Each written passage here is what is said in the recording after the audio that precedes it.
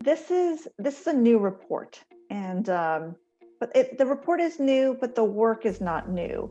What this is an update on the FTC's progress in the last 5 years to address disparities and other issues affecting communities of color, with a focus on law enforcement, outreach, and research. So, fundamentally, the FTC is a law enforcement organization, and we sue people, organizations, companies that engage in deceptive and unfair practices.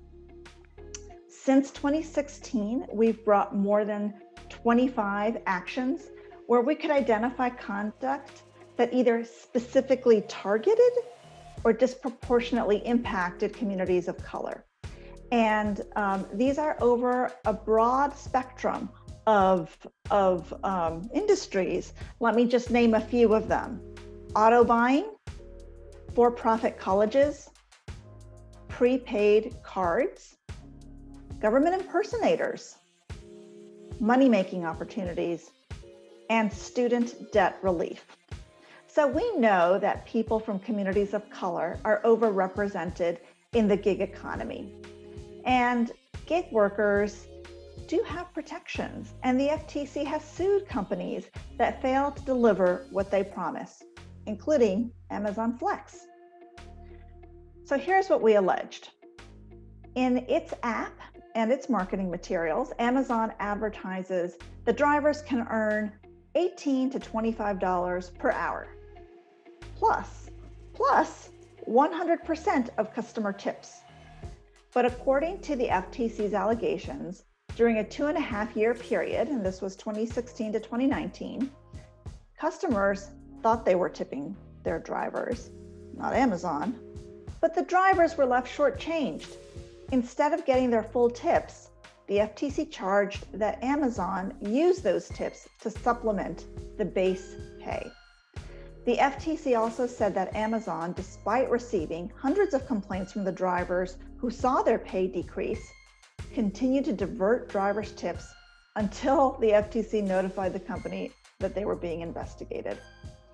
In its settlement, Amazon agreed to pay back the tips in full.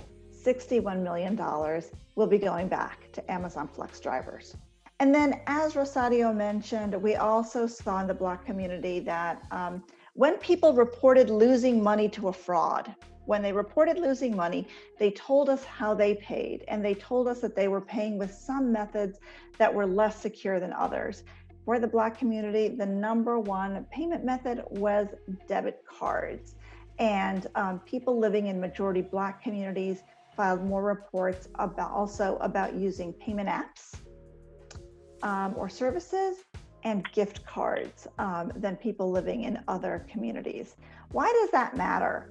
So that matters because how you pay can determine how easy it is to get your money back if you are defrauded. The payment method that has the highest protections is credit cards. That has the highest fraud protections. But there are other payment methods that have very few fraud protections. And so we definitely want to get the message out to people that there are some methods that are just very difficult to get your money back if you are defrauded. Gift cards is one of them. So do be careful with paying how you pay for anything. And remember that gift cards are for gifts. They are not for payments.